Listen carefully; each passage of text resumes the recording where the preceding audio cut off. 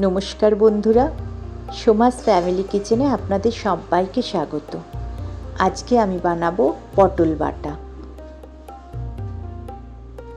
এর জন্য আমি পটল নিয়েছি। পটলের গাটা চেঁচে পুরো স্কিন পিল করিনি কিন্তু, আর ভেতরের বীজগুলো বাদ দিয়ে ছোট ছোট করে কেটে নিয়েছি। এবার এটা আমি পেস্ট করব, আর এর মধ্যে দেব কাঁচা লঙ্কা। আমি দুটো ব্যাচে এই পেস্টটা বানাবো। দুটো টোটাল 4টে কাঁচা লঙ্কা আমি এখানে ইউজ করেছি। আপনারা চাইলে ঝালটা একটু নিজেদের রিকোয়ারমেন্ট ওয়াইজ কম বেশি করে নেবেন। এবার কড়াতে তেল দেব আমি 2 টেবিল স্পুন মতো। অ্যাকচুয়ালি এই রান্নাটা একটু তেলটা বেশি দিলেই ভালো লাগে, কিন্তু আমি প্রথমেই পুরো তেলটা দিচ্ছি না, পরে আবার প্রয়োজন মতো একটু তেল অ্যাড করব। ফোড়ন হিসাবে দিলাম 1/2 টিস্পুনের কম কালো জিরে আর একটা ফাটানো শুকনো লঙ্কা। এবার ফোড়নটা একটু ভাজা ভাজা করে নিয়ে আমি এর মধ্যে পটল বাটাটা দিয়ে দেবো।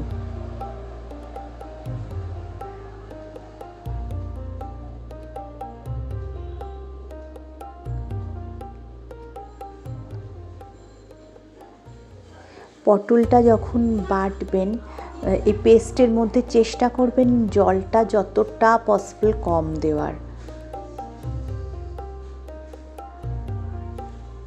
এবার মোটামুটি মিডিয়াম ফ্লেম, একটু ফ্লেমটা বুঝে বুঝে কম বেশি করে নেবেন। যতক্ষণটা জলটা মরছে ততক্ষণ তো ফ্লেমটা একটু বেশি রাখতেই হবে। করে এটা আমি রান্নাটা করতে থাকবো। এবার এর মধ্যে দিলাম আমি পরিমাণ মতো নুন আর হলুদ 1/3 টিস্পুন মতো আমি দিয়েছি। আপনারা নুনটা একটু বুঝে নেবেন, প্রথমেই বেশি দেওয়ার দরকার নেই, দরকার হলে আবার যতটা প্রয়োজন পরে দিয়ে দেবেন।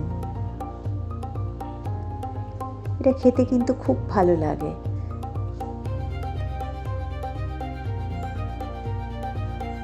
জল মোটামুটি শুকিয়ে গেছে।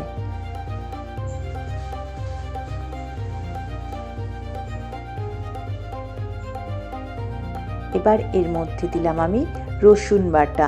রসুন আমি মোটামুটি 7-8 কোয়া রসুন নিয়েছি। আচ্ছা, এখানে একটা কথা বলি, আপনারা যদি মনে করেন ফোড়নটা দেওয়ার পরও রসুন বাটাটা দিতে পারেন, সেক্ষেত্রে তারপরে পটলের পেস্টটা দেবেন, কিন্তু আমি সবসময় পরে দেওয়াটাই প্রেফার করি। আমার মনে হয় এতে গন্ধটা বেশ সুন্দর লাগে।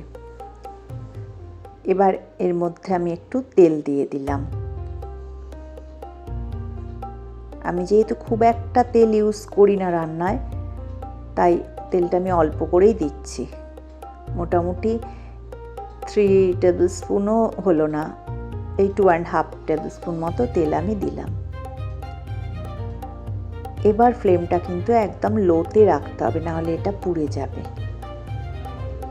আচ্ছা, আর একটা কথা বলি, যারা আমার নতুন ভিউয়ার্স, প্লিজ একটু চ্যানেলটা সাবস্ক্রাইব করবেন, আর ভালো লাগলে একটু শেয়ার করবেন, লাইক দেবেন একটু। এবার এর মধ্যে দিলাম আমি সামান্য মিষ্টি। আপনারা একটু বুঝে দেবেন, ইচ্ছে না করলে দেবেন না।